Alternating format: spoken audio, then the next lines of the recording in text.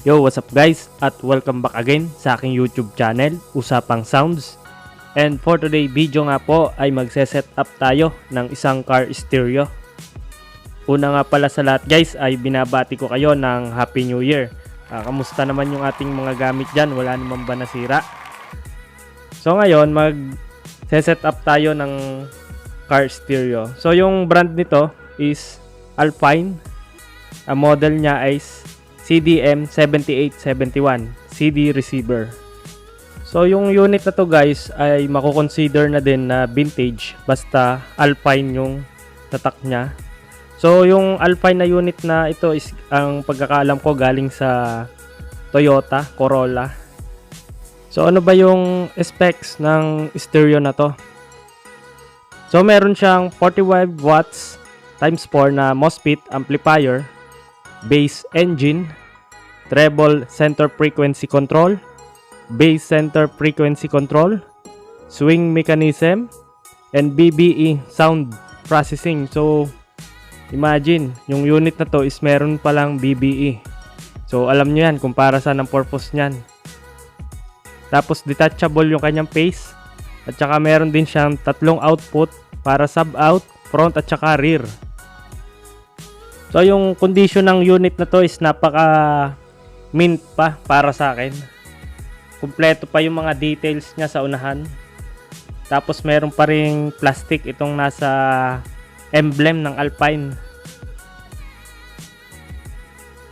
Lagi nyong tatandaan niya pala guys, kung bibili kayo ng car stereo, lagi nyong tatanungin kung mayroon siyang harness sa likod. Kasi kung wala siyang harness, mahirapan kayong maghanap niyan at possible sa online din kayo umorder o magkamali-mali pa kayo na ma-order na harness sa kanya. So, tingnan natin yung likod nito. So, ito yung sinasabi ko sa inyong harness niya. Kasi dito tayo kukuha ng power supply niya. Dito tayo magsasaksak. Tapos dito rin yung mga speaker niya. So, kung bibili nga kayo, dapat meron ito. Kasi kung wala, hindi nyo din siya agad magagamit. So ito yung sub-out nya. Tapos ito yung sa antena. Halos buo pa yung unit na to. Maganda pa yung condition. So yung gagamitin ko ditong power supply ay 12 volts 10 ampere para mas maganda yung supply na ng kuryente. So ito yung wirings niya guys, no. Kung mapapansin nyo, may mga cable tie na siya. Inayos ko na kasi siya at medyo maikli kasi yung wire niya at magugulo. So ito yung pinaka-importante sa power supply natin. Yung kulay pula para sa switch power yan sa ignition. Tapos yung dilaw naman para sa battery. Kailangan po ay magkasama yan, magka-loop. Tapos yung black, syempre yan yung ating ground, yung negative natin. So meron po siya ditong fuse lagi dun sa may battery. Tapos ito naman yung ating para sa front at saka rear na speaker. So may mga dugtungan na din po yan, dinugtungan ko. Tapos yung mapapansin nyo, meron din pong ibang wire na ligaw na o walang connection. Ay wag nyo na lang pong gagalawin pag may ganun kayong nakitang wire. So ito po, set up na natin sa apat nating speaker. Tapos ito naman yung sa antena niya. Bale, sinusuksok lang din po ito. Na-order ko po ito sa Shopee.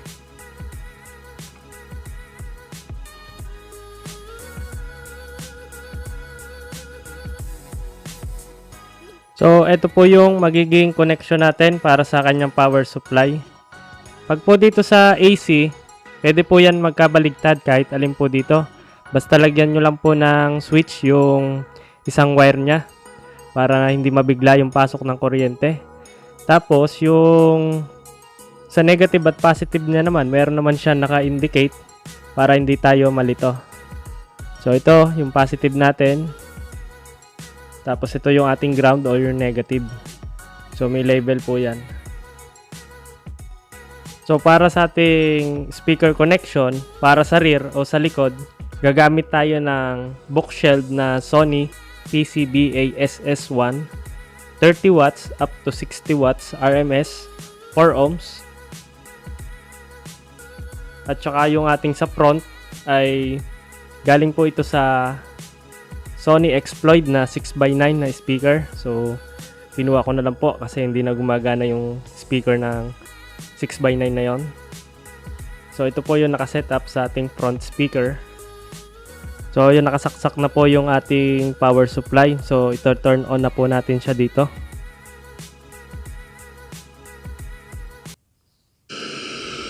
So ayan, sa radyo agad naka-set up.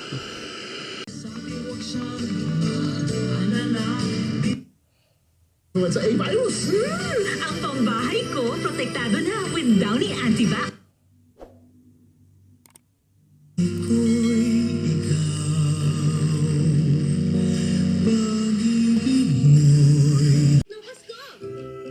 So ayun guys, working naman yung FM station natin, ano. So kailangan lang talaga is ma-adjust natin yung antenna para sa magandang reception. So yung bass hanggang 7 yung kanyang set. Tapos ito yung tinatawag natin na center frequency. Tapos yung treble naman hanggang 7 din. At ito din yung kanyang center frequency.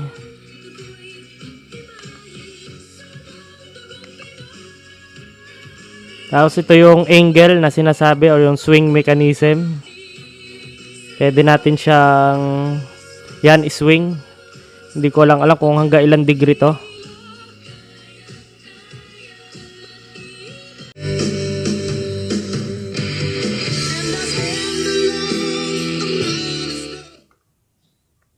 So ito naman yung kanyang BBE na sinasabi. So hanggang 3 ang preset niya. So minute, meron siyang naka-mute muna siya para iwas tayo sa strike.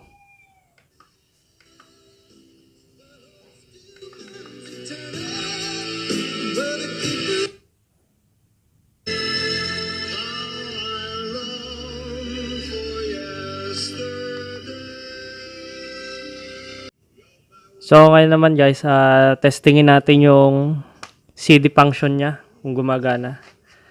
So ito yung mga gantong unit guys ay hindi nyo basta-basta pwedeng saksakan ng mga pirated na CD kasi hindi niya din yung babasahin. So ito naman, nakakita ko ng mga lumang CD sa amin. Testingin natin siya. So ito yung CD natin na gagamitin. So mga 90s na din to. Ito yun, 1984.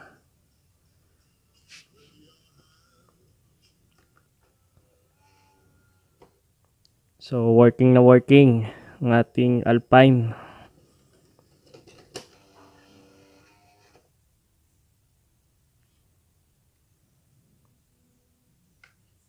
Paging Dr. Beat, emergency.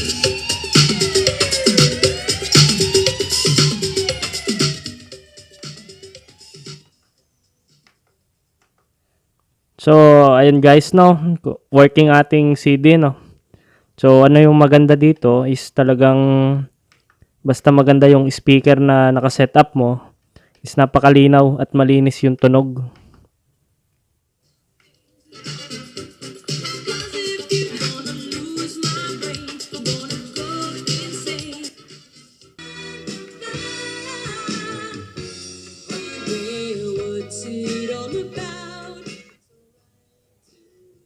So para sa ating last na check, gagamitan naman natin siya ng auxiliary in.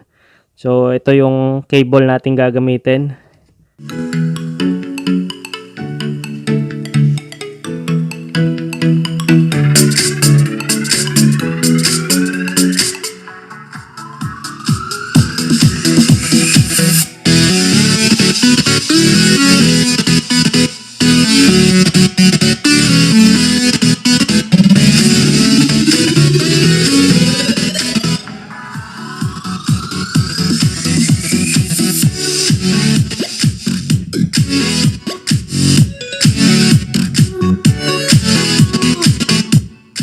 ayun guys, so far working naman po lahat. At sa gusto mag-avail ng unit natin o itong Alpine, ay ina-out ko po to sa presyong 3,000 pesos po. Kasi kung i-check nyo po sa eBay or sa online market, kasi bihira na lang to dito sa atin sa Pilipinas. Sa online po ay nasa 5,000 po, 5,000 ang presyohan niya. So, ewan ko ba kung ano meron talaga sa unit na ganito. Tapos yung bookshelf naman po na Sony, out ko po yan ng 2,000 pesos. So, dito po, mas preferred ko kung pick up or meet up kung malapit lang sa area namin dito sa Batangas. Tapos yung dito naman po sa Alpine na unit, pwede po siya sa LBC. So, depende na lang po yan sa ating usapan. Pwede nyo po ako i-PM sa ating Facebook fan page, Usapang Sounds. Yan po, nakalink po dyan sa ating screen.